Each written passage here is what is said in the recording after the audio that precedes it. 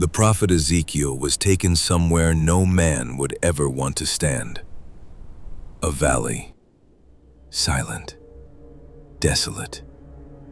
But this valley held something far more disturbing than sand or stone. It was filled with bones, dry bones, thousands of them, scattered across the ground as far as the eye could see. Not freshly fallen, not recently dead. These bones had been there for a long time, bleached by the sun, stripped of all life. The wind moved through them, and the silence was overwhelming. Then the voice of God broke the silence. "Son of man, can these bones live?" It was an impossible question. There was no flesh, no breath, no movement, only death. Ezekiel answered carefully, "Sovereign Lord, you alone know." And then God gave him a command. "Prophesy to these bones." So Ezekiel spoke, and suddenly there was a sound, a rattling.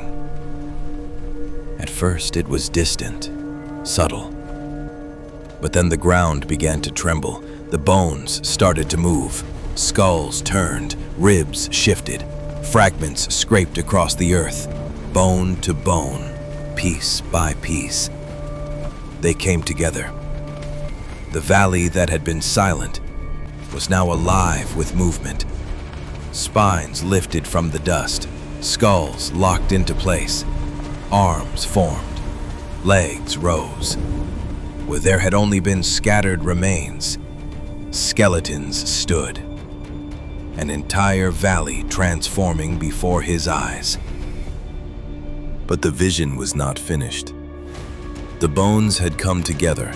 Skeletons stood where there had once been nothing but dust. And yet, they were still lifeless. Then something began to form. Tendons stretched across bone, thin strands weaving themselves into place. Muscle wrapped around rib and spine. Flesh covered the frame. Skin sealed what had once been exposed. An entire valley transformed. Where there had been death, there was now form. But there was still no breath, no movement, no life in their eyes.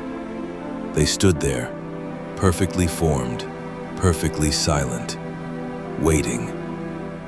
Then God said, "Prophesy to the breath. Prophesy, Son of Man, and say to it, 'Come from the four winds, O breath, and breathe into these slain, that they may live.'" So Ezekiel spoke once more, and the wind began to rise. It swept across the valley, it moved through the bodies, and breath entered them. Their chests rose, their eyes opened, and they stood on their feet, an exceedingly great army. Then God revealed the meaning of the vision.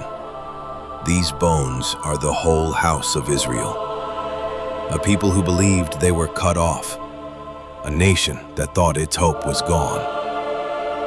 They said, "Our bones are dried up. Our hope is lost. We are completely destroyed." But God answered them, "I will open your graves. I will bring you back. I will put my spirit within you, and you will live." What looked like total death was not the end. It was a promise of restoration, of revival, of life where there seemed to be none. And the valley of dry bones became a reminder that no nation, no people, and no life is beyond the power of God.